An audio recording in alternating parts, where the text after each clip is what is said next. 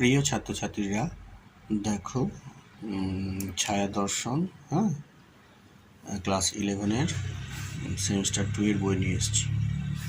এই যে ডক্টর বিমলেন্দু সামন্ত, সেমিস্টার 2।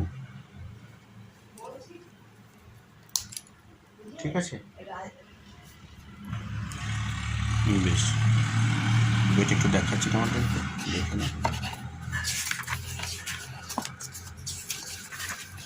এখানেও প্রথমে এইভাবে সিলেবাস দেওয়া আছে বইটিতে, হ্যাঁ, বিস্তারিতভাবে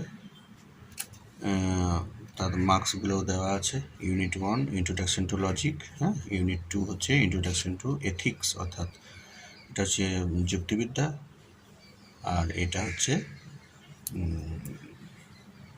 নীতিবিদ্যা।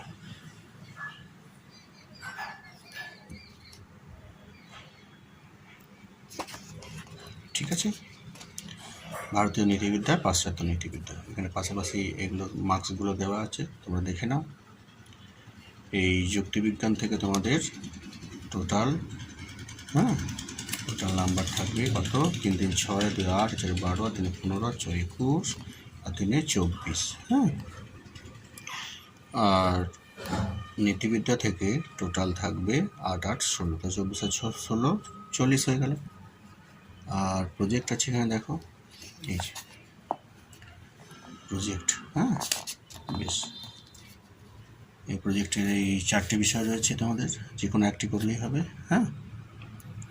আর প্রজেক্টের জন্য তোমাদের যে সেমিস্টার 2 এর যে কোশ্চেন প্যাটার্নটা, হ্যাঁ, একবার দেখে নাও। এই 2 মার্কসের 3টে, 3 মার্কসের 4টে কোশ্চেন, আর 6 নম্বরে একটা। এথিক্স থেকে 2 নম্বরে 2টো, 3 নম্বরে 2টো, 6 নম্বরে একটা, টোটাল হচ্ছে 40। বেশ, এরপরে বাংলাতেও সিলেবাসটি দেওয়া আছে, পরপর 6টি অধ্যায় আছে এখানে। আর নীতিবিদ্যাতে এখানে 4টি অধ্যায় আছে, হ্যাঁ, ভারতীয়তে, আর পাশ্চাত্যে 2টি আছে।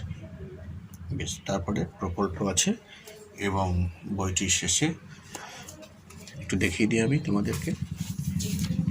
আচ্ছা, তার আগে একটু চ্যাপ্টারগুলো দেখাই। যুক্তিবিজ্ঞানের প্রকৃতি,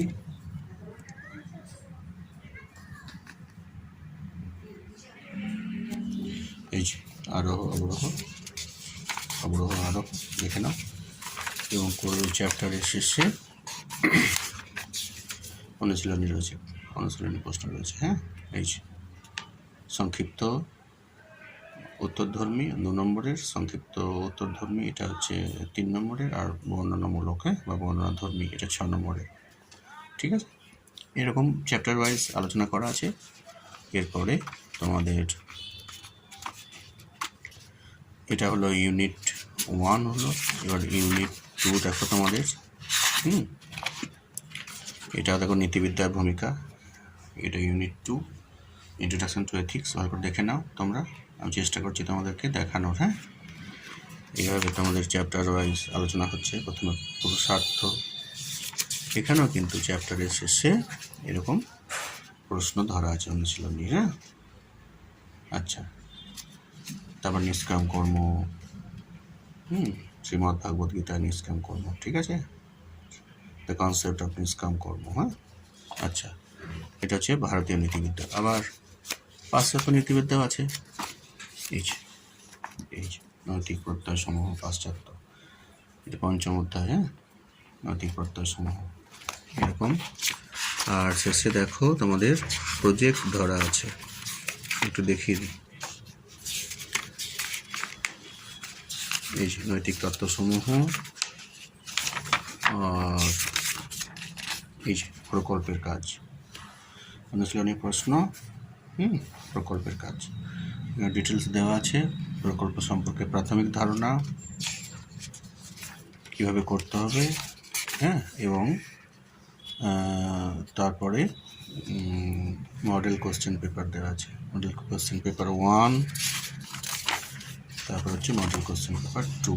ঠিক আছে, বইটির ব্যাক পেজটা আমি তোমাদের দেখাই, এরকম, এই উল্লেখযোগ্য বৈশিষ্ট্যগুলো দেখে নিও একটু। আর হ্যাঁ, এই ছায়া প্রকাশনী বইটির এটা প্রথম ব্যাক কভারটা দেখালাম। হ্যাঁ, ডক্টর বিমলাপতি সামন্ত প্রফেসর। হ্যাঁ, ইনি আমার মাস্টারমশাই, নমস্য ব্যক্তি। আগেও বলেছি তোমাদের কাছে। হ্যাঁ, তোমরা বইটি বেশ ভালো বই, তোমরা কিনতে পারো। ঠিক আছে, এটা বইয়ের রিভিউ হচ্ছে, হ্যাঁ, বিজ্ঞাপন নয়। হ্যাঁ, বেশ ভালো থাকবে। আর বইটির মূল্যটা বলে দিই তোমাদেরকে। বইটির মূল্য করেছে 175 টাকা। এই যে, ঠিক আছে, বইটি পাবলিশ হচ্ছে এই যে আগস্ট 2024। বেশ, রাখি তাহলে, ভালো থাকবে তোমরা।